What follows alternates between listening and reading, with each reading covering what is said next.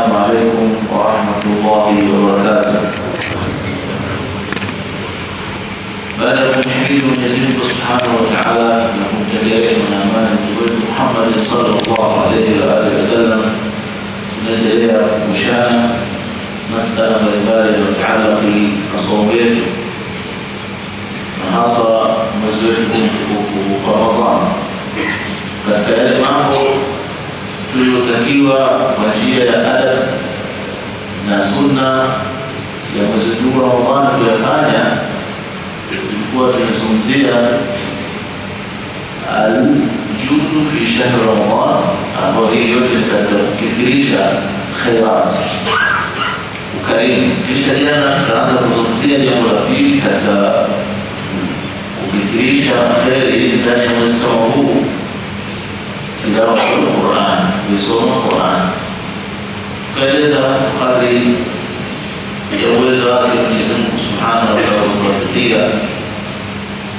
Tukasema kwamba hii Qur'an inayo dhahir na batin, inayo ndani na nje. Dhahir na nje na batin na ndani.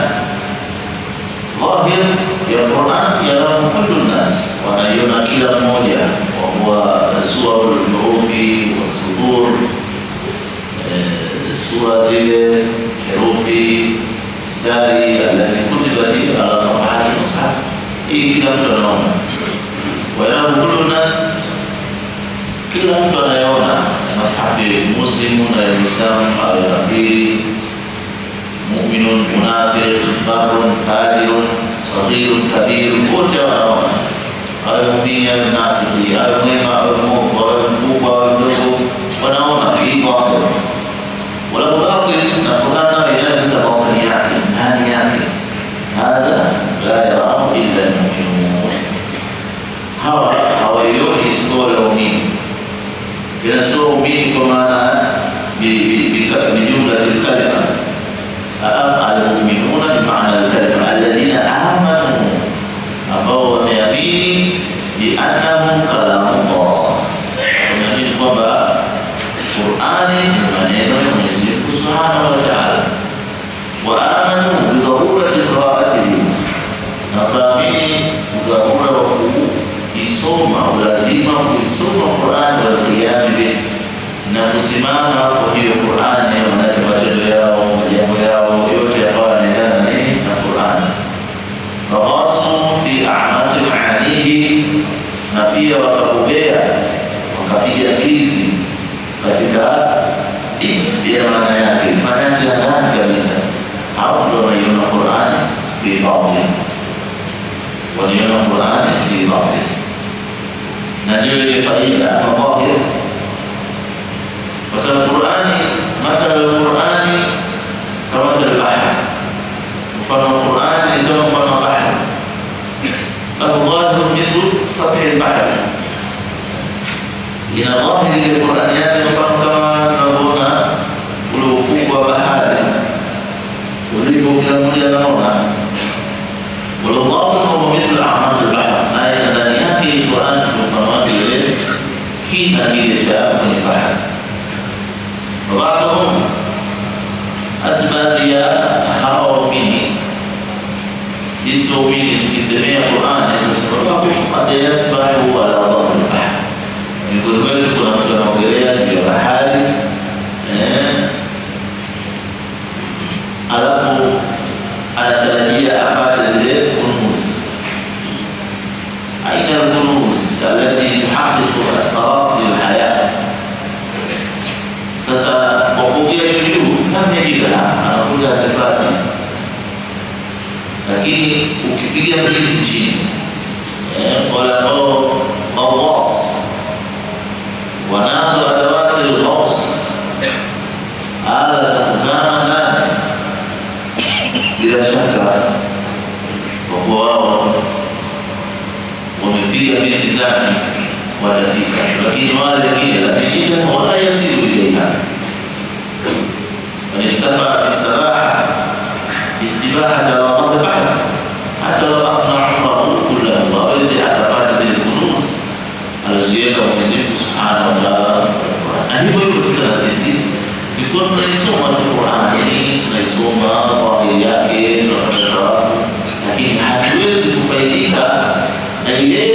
ndani yake, kwa sababu tumezoea kuongea safi bahari, juu ya bahari, kwa sababu tunajua ina dhahiri na batin. Kwa hiyo hivyo ukitaka Qur'ani ufaidike nayo, basi uzame. Lakini ukisoma juu afna umra utamalizika umri, lakini naye bado haja. Mmoja katika wanachuoni wa tabi'in anaitwa Sahl bin Abdullah at-Tustari, huyu anasema maneno yake ya kuramilisha kuhusiana na hii Qur'an. Anasema lau u'tiya al-'abdu bi kulli harfin min al-Qur'an al-fahmi, lau atapewa kila mmoja katika hii herufi moja tu ya Qur'ani ufahamu, akapewa ufahamu wake herufi hiyo moja, ufahamu mara 1000, yani kama anafahamu ile herufi moja kwa ba au ta, akawa anafahamu kwenye maana zaidi ya 1000 akawa amepewa hivyo, basi anatabia tabia haya ma amda Allah fi ayatin kitabi, hawezi kufikia ile kazi aliyojenga Mwenyezi Mungu Subhanahu wa Ta'ala katika aya moja tu ya Qur'an. Lianna kalam Allah, Al-Qur'an ni maneno ya Mwenyezi Mungu, wa kalamu sifatuhu, na kalam maneno ya Mwenyezi Mungu sifa zake Mwenyezi Mungu. Fa kaifa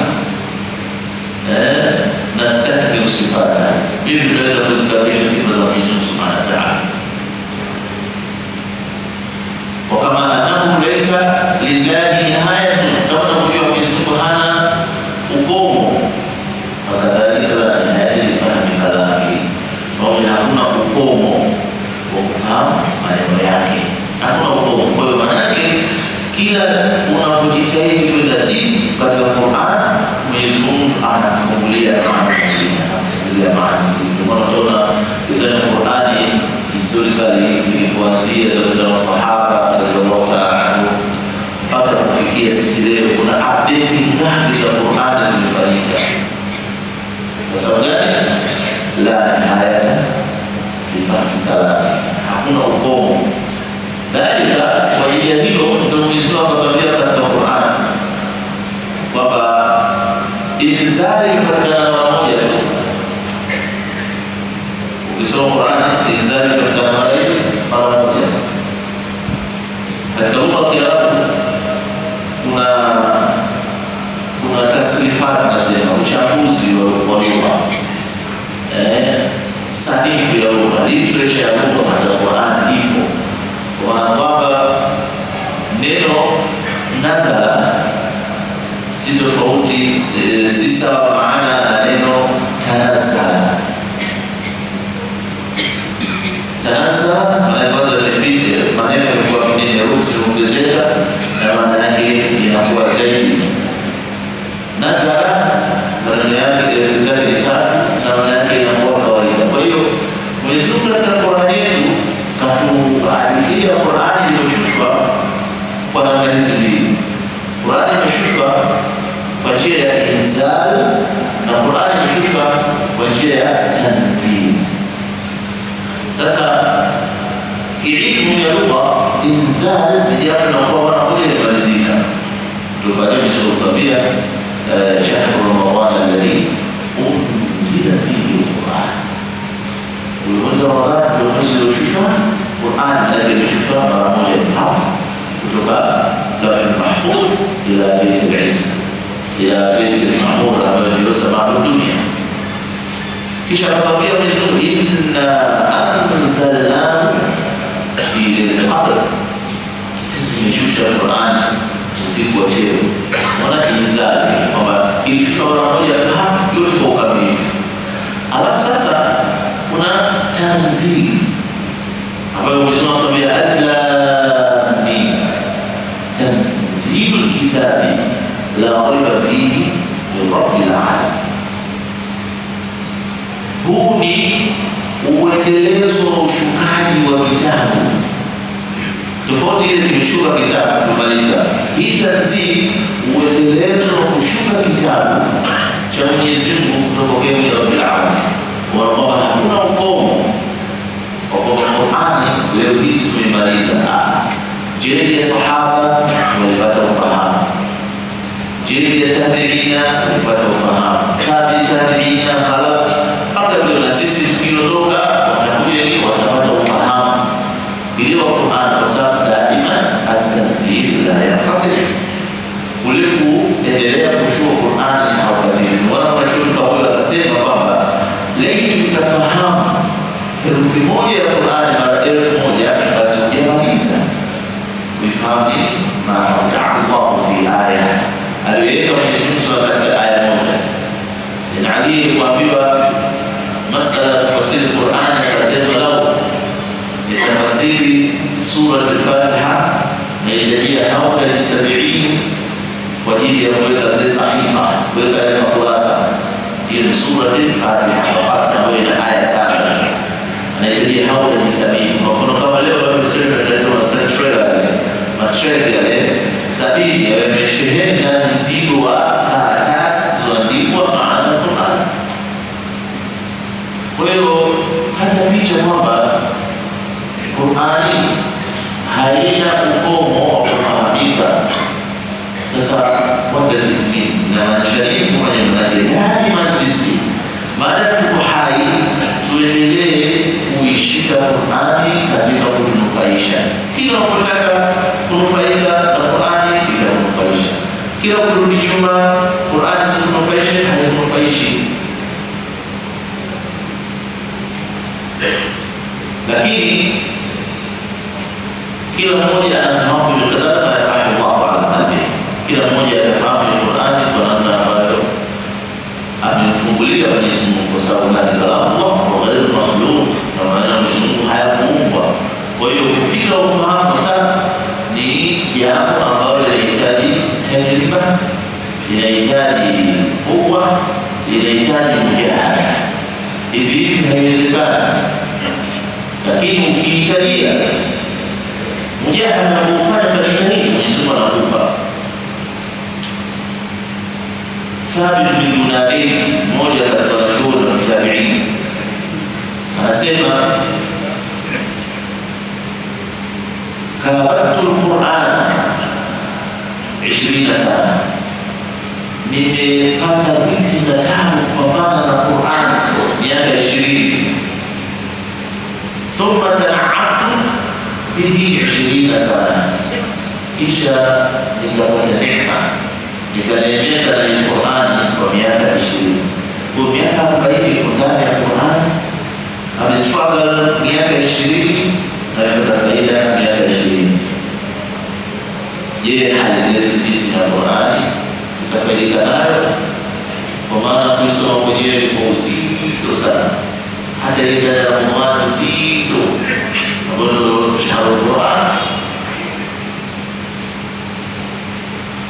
Kwa hiyo inahitajia kila mmoja wetu tunasoma kama haya, kwa sababu ni mwezi tumeshuka Qur'ani na nyoyo zetu ziko nyepesi kuzipokea. Kwa hiyo inahitajika hii Qur'ani tusiache tukafanya uvivu katika Qur'ani. Kila leo ukijua Qur'ani utajua, uendelee kujua. Ni bahari ambayo amiki yake ni kubwa sana, hatuwezi kuifikia hivi. Na kama ujitahidi hautapata, lakini ndio utapata. Kwa sababu gani? Kwa sababu hii Qur'ani ukiangalia zimekuja katika baadhi ya riwaya ni tawqun najah, ndio kidari cha kufaulu fi hadhi alhaya, katika maisha haya. Wa hablun tusabia al-hadith, wa hablun nayni kamba, hii Qur'ani kamba ambayo tarafu bi yadillah wa tarafu bi yadihi. Baba ncha hii Qur'ani inaisha mbili, upande mmoja uko mwingine Allah subhanahu wa ta'ala, na upande wa pili uko wetu sisi. Kwa hiyo inahitaji connection yako na juhudi yako tu, wala haihitaji kitu kingine. Siku moja Mtume sallallahu alaihi wasallam alitoka akasema na masahaba zake kwa ukali sana, mpaka wale masahaba wakaingia hofu, leo tuna nini sisi? Tumefanya kosa gani sisi? Na hii methodology ya kufikisha kitu katika Pharisaism, ukifikisha katika ule msitizo wa hali ya juu. Jubair bin Mut'im anatwambia kuna Rasul sallallahu tulikuwa na Mtume tumekaa bin Juhfa, sehemu moja inaitwa Juhfa, sasa fakala alaina, tulikuwa tumepewa himalato. Akatoka Mtume ghafla kwenye ile, akaanza kuuliza masahaba, alaysa tashhaduna an la ilaha illallah, hivi akili pamoja na kweli kwamba Mwenyezi Mungu yupo ni mmoja pekee yake? Masahaba muslimun, masahaba mu'minun, imani yao tusifikia sisi. Lakini Mtume alianza mambo approach kwa sura kama hiyo, kwamba hata shahaduna alla ilaha illa Allah, hivi akili pamoja na kweli kwamba Mwenyezi Mungu ni mmoja tu, wa anni rasulullah, lakini yuko Mwenyezi Mungu. Asema ya Rasulullah, hatuwezi kwenda kinyume hivyo. Na pia hakika pamoja na kweli kwamba anna Qur'an ya al-ilm, Qur'ani ni kitabu kimekuja kutoka kwake, hamna shuhuda hiyo. Ya Rasulullah, bila shaka sisi tunakubali hilo. Wakawa wale masahaba tena wanapata hofu na kutatizika, wanaangalia shughuli kufanya nini, maanake hali ya Mtume janawe kwa presha kubwa. Baada yake kufanya Mtume akawaambia faabshiru, basi pateni ishara njema. Pale ndio nafsi damu, faabshiru, basi pateni ishara njema. Fa inna hadha al-Qur'ana, hakika hii Qur'an, tarafuhu biyadillah, ncha yake ipo moja kwa Mwenyezi Mungu subhanahu wa ta'ala. Wa tarafuhu biyadikum, na ncha ya pili iko kwenu nyinyi. Ncha ya pili iko kwenu nyinyi. Ya Rasulullah, tumeelewa habari kama hiyo. Masahaba wanabashasha sababu wamefahamishiwa, na masahaba walikuwa na reflect wanachoambiwa na roho yao, ya kwenye uzuri wanalia sana, wote wanalia, ibada kufurahi, wote wanafurahia. Kwa katika hali ya bashasha akasema, ashara, tunapata ishara, kumbe sisi tuna connection na Allah through this Quran, tunaungamana. Ingawa kwamba sisi leo tukicheza mchezo wa kuvutana kama hii sabili mithali takriban fahamu kama kukumisha fahamu, lakini laisa kamithlihi shay'un, Mwenyezi Mungu hafanishi na chochote. Tuseme mfano wa dunia kama mshakaba, huko mshakaba huyo, huko mshakaba huyo, inaonyesha nini? Mko katika jambo moja, mnashindana nani ataweza kulifanya, ima huku au huku. Sasa sisi tumeshika Qur'ani kwa njia nyingi, Allah ameshika yake na sisi tumeshika yetu. Kwa hapo kuna connection ya ruhia inapatikana kwenye Qur'an. Lakini tena mjahada kama walivyosema miaka 20 kuna sacrifice kwenye Qur'an, sio kitu cha siku ndio wanaangalia sio chochote kama tuna gazeti au kitabu hata wengine ya story, lakini mkajitahidi kuendelea kupitia tabu, mtaelewa nini ndani ya Qur'an. Lakini miaka 20 ya baadaye kapata faida, kwa sisi ndio juhudi kama hiyo.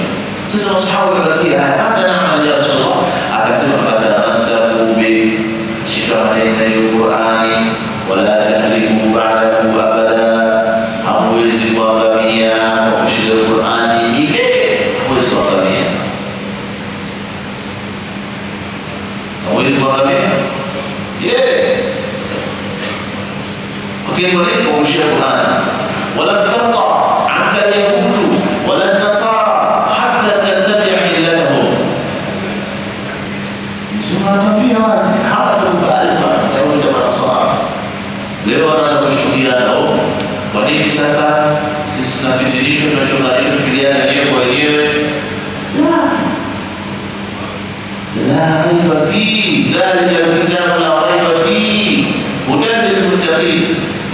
Hichi ni kitabu hakuna shaka ndani yake. Kwa Mwenyezi Mungu pia hawatoridhia hata wanakuwa your best friend, au rafiki yako kipenzi, huyo Yahudi, au rafiki kipenzi, huyo Nasara, lakini hatoridhia. One day atakuwa teka.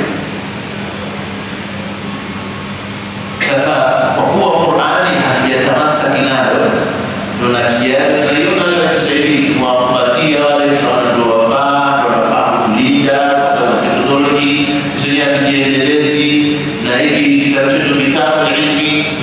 watu wanaanza kufitirika. Si hapa baadhi ya ulama wakaona kwamba jamani, katika kadhia kama hii basi tujitahidi kuangalia Islam, siangalie Shia, Sunni, ile nani, kwa sababu baadhi mtalama wamejua kwamba wrongness yetu iko wapi, wapi tulipokuwa tumeenda sivyo. Ni kwa kwamba Qur'ani imetuambia wala tarda anka al-yahud wala nasara hatta tattabi'a millatahum, haturidhia Yahudi na Kristo mpaka mwe katika mtendo wao. Kwa hiyo fatamasaku bihi, shikamaneni na Qur'an, wala tahribu ba'dahu abada. Leo tunaona na wazee tunasikia kuona kwamba yuko mbali kwa sisi tunarada wote ikitobolewa tazama sote. Leo tunaona kwa biashara yetu tunaanza kuhangaika, lakini hata mtihani ya zaka hatutoa kwa sababu ya msimamo mkwama na bei sio kwende kisiwe kwa hivi hivi, na sisi hatuko karibu nao. Hivi ndio inavyokuwa. Hata sana Aisha alipokuwa ameambiwa na Mtume sallallahu al-qatil wal maqtul fi an-nar, wa baada yuwa anarudiwa fi an-nar, na kwa Rasulullah kila mmoja alhamd thumma yushara al-niyat. Katika hadithi kwamba idha jaa halak, itakuja halak yubla ma qabla wa ba'da, wataangaishwa kwanza na mwisho wake. Sasa Aisha akamwambia Mtume, kaifa rasulullah mu'minun minhum ba'dun, miongoni mwao waumini, miongoni mwao ambao hawana kabisa mambo haya. Akasema thumma yushara ala niyati, sayushara ala niyati, ukisha tafuliwa kwa nia zao. Sasa ile mambo sio kufuliwa kwa kinyama shoga, kama vyakula vitapanda, petroli zitapanda, yote hiyo fatamasaku bihi. Kushikamana na kila chetu ni muhimu sana, sio tukifanya kama kitabu cha culture, kitabu cha value, yani kitabu ambacho kama tunajifaharisha nacho tu. La, tukitumie kufanyia kazi, na tuwezi kukitumia na kufanyia kazi kama hatukifahamu maana yake, na tukifahamu maana yake tufanyie tadabbur. Kutokana na wakati tunasimama hapa, Allah tuwafikia inshallah. Endelea kesho rihabil Qur'ani, uwanja Qur'ani, unajaribu tu kuhusiana ili tuhamasike na hichi kitabu chetu. Sio kitabu cha fitna tu, sio kitabu tu cha kusalisha tarehe tu, sio kitabu hichi cha angalia labda mambo fulani na wengine wanatumia Qur'ani kwa utabiri, anafunga ile Qur'ani kama kufunua ya hilo liundhira kana hayya wa hiqa al-qawla kafirin. Kwamba hichi kitabu kiwe kinatuonya, kinatudirect kwenye maisha yetu, kwenye mipango yetu vizuri, na liwadondomeza usikubali Qur'an, liwavunje usikubali Qur'an. Yawaje leo sisi tunapita Qur'an Karim kisha tunakuwa kama Qur'an huyu bidhamika. Kwa maana tunaona yana anapata taalimu, bishika Qur'ani, anaelewa, anajiandaa, anaelewa Qur'ani takatifu. Sio waidu mastata'tu, si Qur'ani tunataka sisi kwamba jiandaeni mtaweza, kwa sababu kama tunaadui na kufanyeni. Bali kama hii idadi ya wale masahaba tunasema shida Qur'ani tunaisoma Qur'ani, yani kusoma Qur'ani waidu al-illa, nisoma kwa tujiandae, jiandaa sasa. Lakini nafikiri mambo alikuwa anapewa wale kwa kuingia habari shule maliza. Hizo kwa nafikiri mfano kwa yetu kwa ajili ya kushauriana kwa yetu kama Mtume sallallahu alaihi wasallam katika hadithi hii ambayo iko katika Mu'jam al-Kabir na Baihaqi isnad hasan kwamba fatamasaku bihi wala tahriku ba'dahu abada. Shikamana na Qur'ani na Allah anatuambia ile kwa kushikamana na Qur'ani. Al-Fatiha.